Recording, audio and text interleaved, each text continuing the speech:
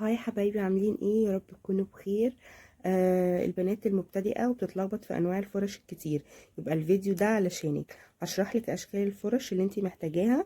اهم فرشة لازم تكون عندك للبودر، لانك هتقدري تستخدميها في حاجات كتير اوي. توزيع البودر والبلاشر والكونتور والبرونزر والحاجات البودر هي الفرشة دي. ليه؟ لان هي بتبقى كبيرة اوي وفلافي كده، تعرفي توزعي بيها البودر كويس اوي، والبرونزر هتبقى حلوة اوي.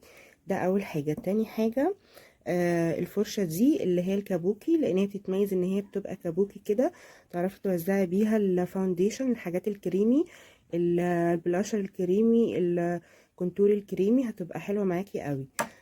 تالت حاجة، الفرشة دي تعرفي توزعي بيها الهايلايتر، هتبقى حلوة قوي، وتثبتي بيها البودر اللي تحت العين، لان هي رفيعة كده، مضمومة من هنا، وتعرفي توصلي بيها الأماكن اللي تحت العين، وتحددي برضو بيها الكونتور الباودر.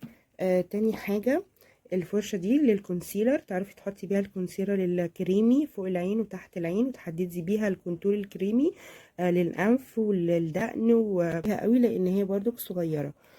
تاني حاجة، الفرشتين دول بتوع الاي شادو، لازم يبقى فيه فرشتين، واحده صغيره واحده كبيره، عشان لو حابه تحطي كذا لون من الاي شادو فوق عينك، لازم يبقى عندك فرشتين، واحده تحطي الاي شادو في جفن العين، وواحده توزعي بيها على العين كلها.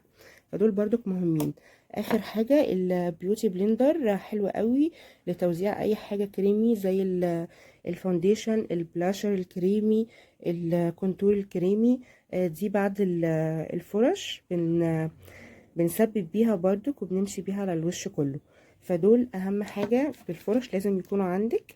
فيا رب يكون الفيديو عجبك، وعرفت اوصلك حاجة مفيدة، وعرفت افيدك.